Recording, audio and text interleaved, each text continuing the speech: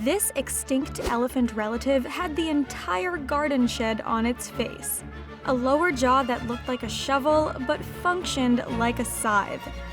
While it may look like a cartoon character, this animal has given us some serious intel into its family tree, and even the major geological events of its time. This is Platybelodon.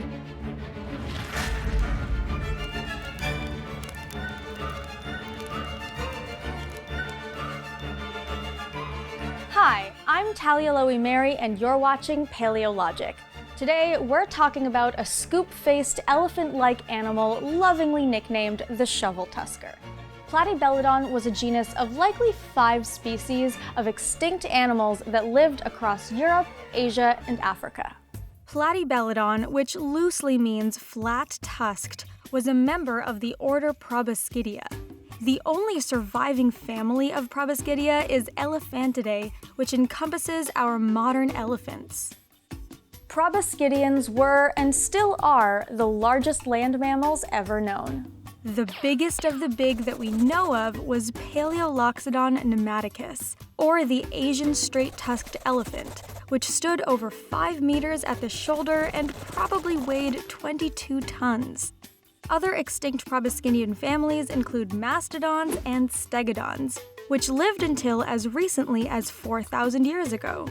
Some species of stegodons evolved to be teeny tiny, at least in elephant terms, of course, standing at a miniature 1.2 meters tall and weighing just a couple hundred kilos. Platybelodon are part of the now extinct Amebelodontidae family, though until very recently they were thought to belong to the Gomphotheridae family.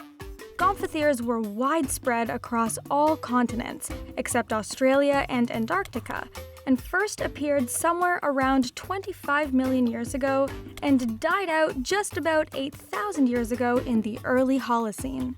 Depending on their diets, Gomphotheres had highly specialized teeth, and most had 2 sets of tusks, one on the top and one on the bottom. These tusks were actually modified second incisors.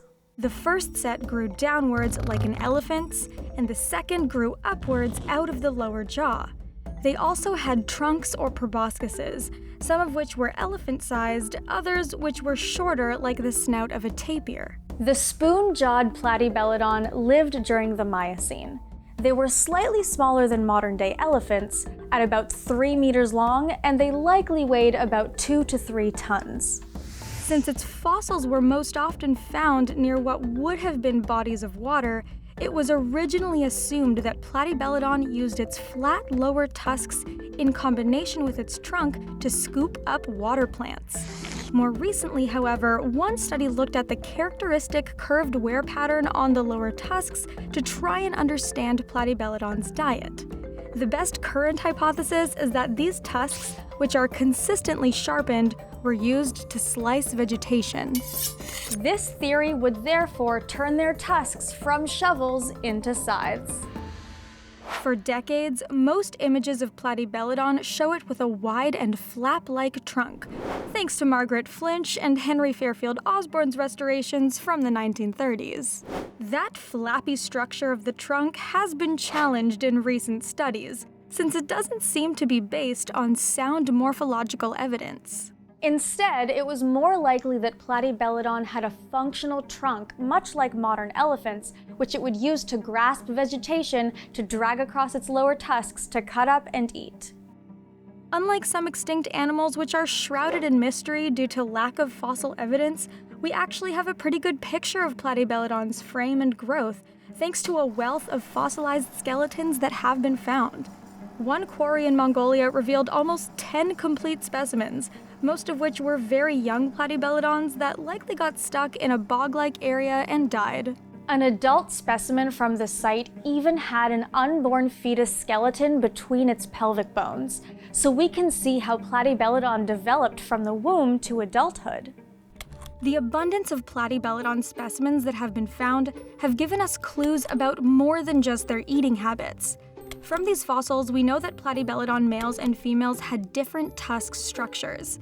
This tusk difference, which is seen in a variety of species, is an example of sexual dimorphism, and usually occurs because males use their tusks for combat to win a mate. In Platybelodon, males sport large upper tusks, which are smaller in the females. These tusks don't show any signs of wear, which means that they likely weren't used in combat or feeding. The fact that their lower tusks are the same in males and females further reinforces the hypothesis that their lower tusks were used for feeding, and therefore necessary for all Platybelodons regardless of their sex. By contrast, the North American cousins of the Platybelodon, Animalogic, used their upper as well as their lower tusks for eating. Since both males and females equally used their upper tusks, there is no apparent sexual dimorphism present in the Animalogic genus. The recent discovery of a new member of the Animalodontidae family, Animalodon jowii, revealed that this elephantiform had no upper tusks at all. With every new species discovery in this order, paleontologists are further expanding our knowledge about the evolutionary history of proboscideans. Sometimes, fossilized animals reveal more than just secrets about themselves, but also the world in which they lived. The existence of Platybelodon, for example, actually gives us huge clues about one of the most important geological events of the Cenozoic era: the formation of the Tibetan Plateau. Exactly how and when the Tibetan Plateau uplifted remains a mystery to this day, but the animal fossils recovered from the area give us clues about its timeline.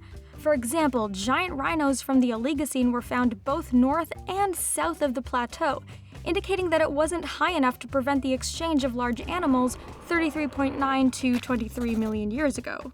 By the time Platybelodon existed in the Middle Miocene around 16 to 11.6 million years ago, the plateau was too high for animals to cross, since the many troves of Platybelodon fossils are only found north of the plateau. As we discover more fossils of these unique spork jaws, we're sure to learn even more about them and their fascinating world.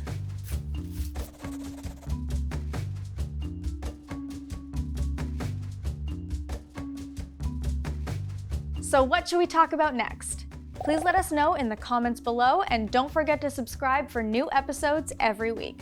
Thanks for coming along on this journey through time. I'll see you later.